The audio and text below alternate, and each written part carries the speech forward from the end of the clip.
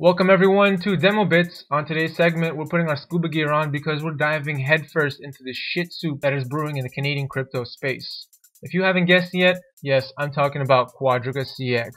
Allegedly, it was the largest crypto exchange in Canada, so if you're a crypto trader in Canada, then you probably use this one at some point in your career. What does it look like? This is the website. We're looking at Quadriga's homepage, not very friendly UI as you can tell, unfortunately. If we look at the order book, crypto is trading at about 4,100. Compare that to CoinMarketCap's average at 3,600. Now, I'd like to say that these numbers haven't really changed in a long time because I don't think anyone's really trading on this site anymore. The problem that we have with Quadriga is no one can withdraw any fiat funds and no one can withdraw any crypto. There's only a few people that have been lucky withdrawing very minimal amounts of crypto, such as $20, $30, but anything over that, blocked. So, what has been going on? Let's take a look at the news. We had an article here from CoinGeek that states, last October, Quadriga out of Vancouver, Canada reported that its banking partners had seized as much as $21.6 million in assets in a dispute that dated back to the beginning of the year. So essentially there was a fight between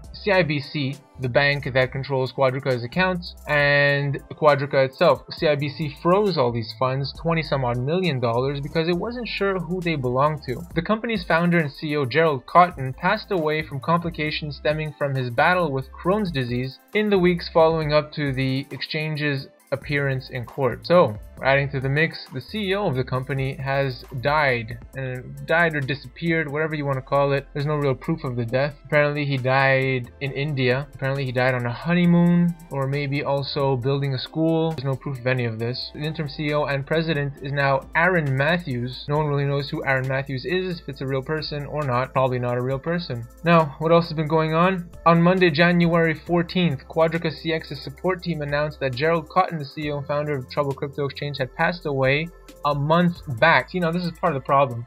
We knew that they were having problems with CIBC, and CIBC had frozen their funds. This has been going on for pretty much all of 2018. Everyone was still able to use the exchange pretty correctly, except fiat withdrawals were often not working, but were working in some cases. So the CEO vanished, died, disappeared, and then they tell us that that occurred, in fact, a month ago.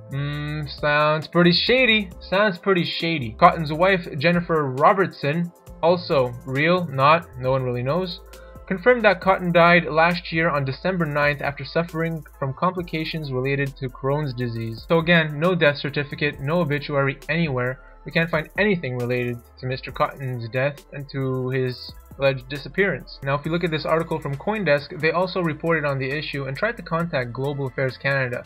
That's the government agency that manages diplomatic relations.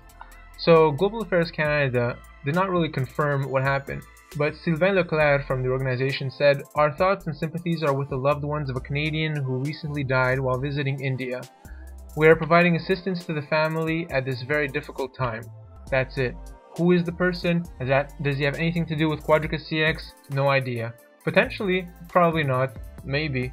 We don't know. Everyone is stressing out because no one can withdraw funds from Quadriga. Of course, you can only deposit funds. They'll gladly accept your money and crypto.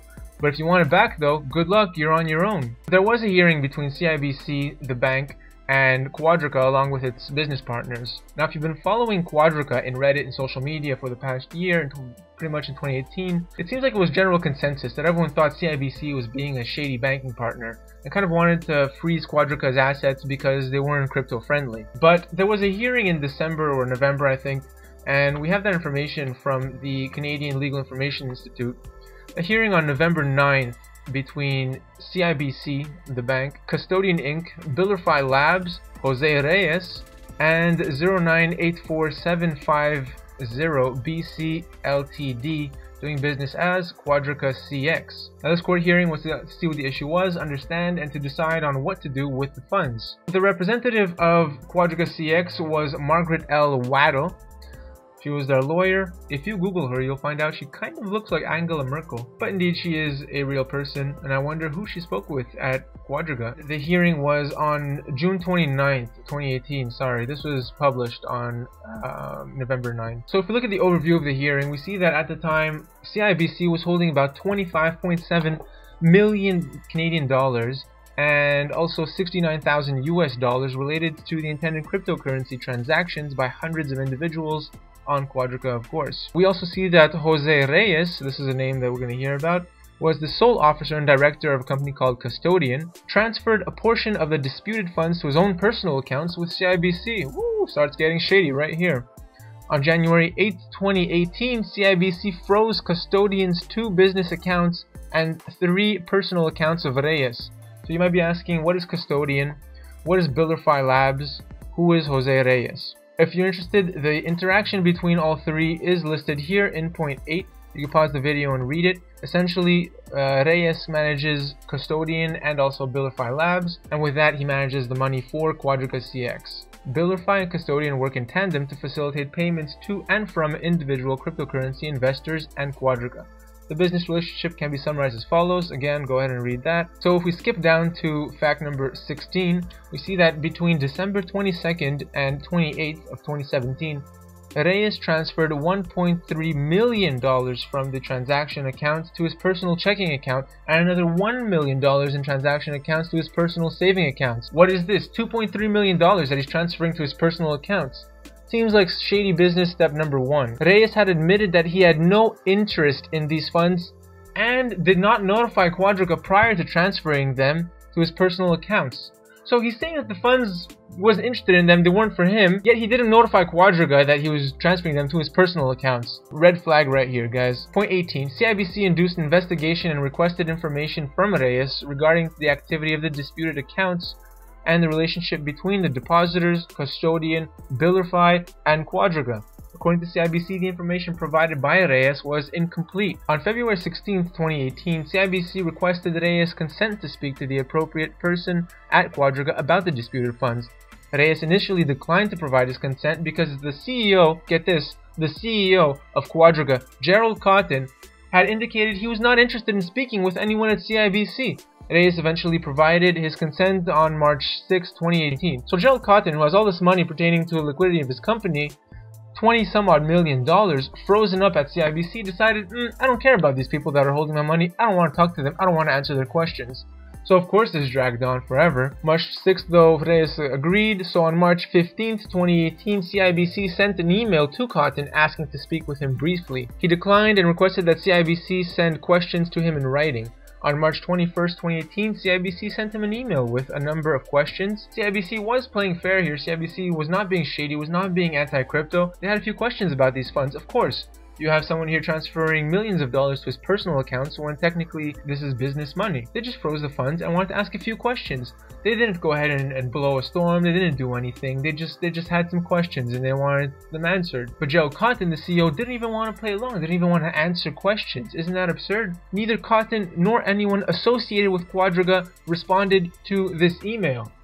CIBC is just left in the dark.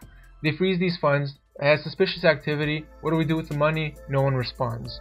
So, what does CIBC do? Of course, they go to court, and this was the information on the hearing. I'll have the description in the link below if you're interested, guys. There was one interesting thing also. We noticed that Quadriga is not registered as QuadrigaCX. It's just registered as a number company. Now, if we look up this number, we find that it's registered with FINTRAC as a money service business, but is expired. The company had a registration with them in 2013. Expired in 2016, already starting to look shady. We have an address here at 701 West Georgia Street, Vancouver, BC, Canada. So that's the first address we're going to register in our brain. We want to look at the outcome of that court hearing. On Monday the 3rd of December, Justice Haney ordered that the court orders the accountant of the Superior Court to release the funds set out in paragraph 1 to the respondents, Custodian Inc., to be thereafter further distributed by Custodian Inc. to its co-respondents, Quadriga and BuilderFi Labs. And the funds in paragraph 1 are that 20 some odd million dollars along with the 70,000 USD. Okay, so what are those companies? BuilderFi. They have a somewhat believable website. If you're looking at the about us page, they have a bit of information. Let's go back to the home page and find their address. If we look down here, we have Unit 602 813 Warden Avenue in Ontario. Contact us. Next, what about we do some digging on this BuilderFi Lab? On the website of Canada's Federal Corporation Information, we find some information pertaining to BuilderFi. We see that they are a registered company, BuilderFi Labs. They have an active status in Canada. Another address listed here, 70 Forest Manor Road, Unit 202 in Toronto. And this is the right company because we see our friend here, Jose Reyes, who is apparently owner of BuilderFi and Custodian. Seems like a legit company, opened in 2016. Whether its activities are legit or not, that's another question. If we go back and do a search for Custodian, we find, well, nothing pertaining to our Custodian. A bunch of other companies that have Custodian in their names, but these are not the ones that we're looking for. While we're at it, let's look for Quadriga. Let's start with Quadriga, not CX. Quadriga Business Center. I looked this one up. This is only an office. This is only a company that rents out office space. Has nothing to do with us. One more search. Maybe let's do a QuadrigaCX. And of course, nothing for QuadrigaCX. How about maybe trademarks? If we look at the Canadian trademark database, we can search for Quadriga Custodian. Nothing pertaining to our Custodian. BuilderFi. Nothing pertaining to BuilderFi. We can't really find any information on official websites about these companies except BuilderFi, which is registered. Custodian, nothing. Quadriga. How about Better Business Bureau? We find information pertaining to Quadriga. We have here another address, 2055 Commercial Drive in Vancouver. And we have a warning here, BBB investigation results. In December of 2018, BBB began an investigation into the business practices of QuadrigaCX. This investigation was prompted by the number of complaints alleging that their currency exchange of virtual currency in Canadian dollars were not being completed in the advertised time frame. Quadriga FinTech Solution, we have the same number here that we had on the Canadian FinTrack website. Founder CEO Gerald Cotton is listed over here. Maybe we look at their social media. Facebook. Facebook seems to have a bit of activity from Quadriga. Last posted on January 14th, January 11th, 9th. It's with a heavy heart that we announced the sudden passing of Gerald Cotton, co-founder and CEO, on December 9th. December 9th, he dies, apparently. And they announced it on the 14th. Amidst the court battle, amidst people not being able to withdraw funds. It's not really pretty. How about Twitter? Are they still posting on Twitter? January 14th, also their last post. Please see a statement regarding to the sudden passing of Quadriga Coin Exchange founder and CEO Jerry Cotton. Nothing since then. They've gone dark. How about their LinkedIn page? Usually on LinkedIn you can find activities pertaining to the company and also people that associate with the company. So if we look at Quadriga, about information, we say 2 to 10 employees. Founded in 2013, it's a Bitcoin exchange. On the home page there are no posts, only 375 followers. And if we look at people associated, we have Aaron V, web developer, account manager, okay, one person, and Alex Haynen, IT contractor at Quadriga Bitcoin Exchange. 2 people that apparently work at Quadriga for what was the biggest crypto exchange in Canada. Aaron V. Seen this name somewhere. Let's go back to CoinGeek. That said the company's interim president and CEO Aaron Matthews. Aaron Matthews, not the same as Aaron V, I guess. We don't really know if these people actually exist. What does a real LinkedIn look like? Well, recently, mid-2018, the leading competition exchange was called CoinSquare. They invested heavily in their website and their exchange and now have actually something that looks pretty nice. We start with their LinkedIn. They have a bunch of posts. They have activity. We see that they're actually doing things. On the About page, we find that they have 51 to 200 employees, 135 to be specific, 4,000 followers. And if we look at the people associated, those 135 employees are listed. They all seem like real people. I actually have shared connections with a few of them. And if we look at their website, beautiful website. They invested in this, as I said, recently. Very nice. Very user-friendly. If we look at their markets, their Bitcoin is trading at about 4,738 on their platform. So 4,738 USD, no, sorry, CAD to USD. That gives us about 3,571, which is quite close to what we have on CoinMarketCap at 3,605. Let's keep digging on Quadriga. It says that Quadriga FinTech Solutions is the owner and operator of QuadrigaCX, Canada's largest Bitcoin exchange. Alright, so they're associated with QuadrigaCX. Let's look at their website. We have an address here, 318 Homer Street, corporate profile. Oh, sorry, page is being revised. Nothing there. The team, must be people working at this company. Of course, Gerald Cotton, CEO. Innovation Lab for blockchain. Coming soon, of course. Oh, we want to contact them. Address was 318 over here.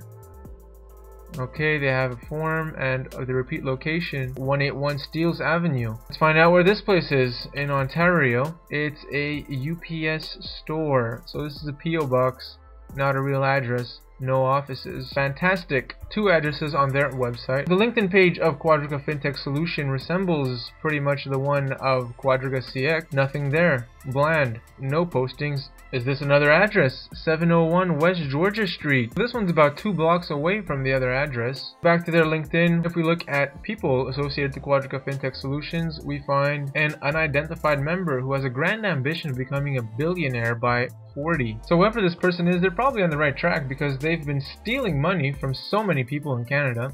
And that Quadriga logo, doesn't it kind of resemble the BitConnect logo? Who is real? What is fake? What's happening with the money?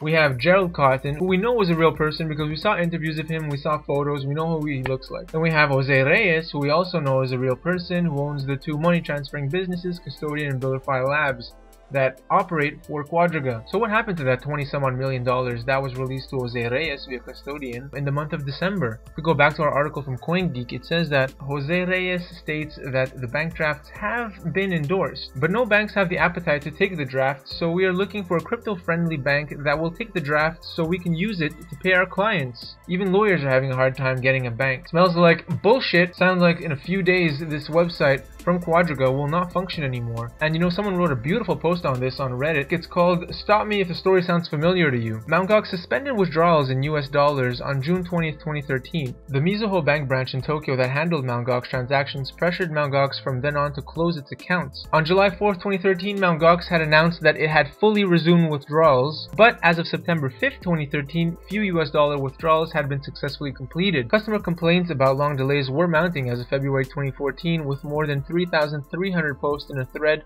about the topic on Bitcoin Talk online forum. That's what we're starting to see with Quadriga. On 7th of February 2014, Mt. Gox halted all Bitcoin transactions. A poll of 3,000 Mt. Gox customers by CoinDesk indicates that 68% of the polled customers were still awaiting funds from Mt. Gox. The median waiting time was between 1 and 3 months, guys, to get your money. This is your money. No one can get it out. And 20% of the poll respondents had been waiting for 3 months or more.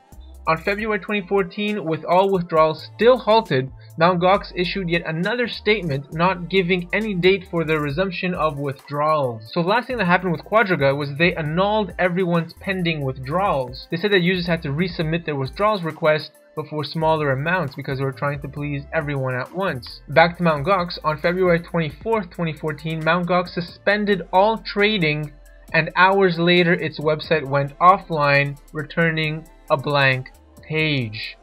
So this is pretty much our next step. Quadriga website is functioning right now. No one's really using it to trade, probably except bots. Moral of the story, this is exactly what's happening with Quadriga. Just replace Mt. Gox with QuadrigaCX, and we'll be writing this with different dates in a few weeks. That 21-some-odd million in the hands of Jose Reyes needs to be distributed to people that have funds on the exchange.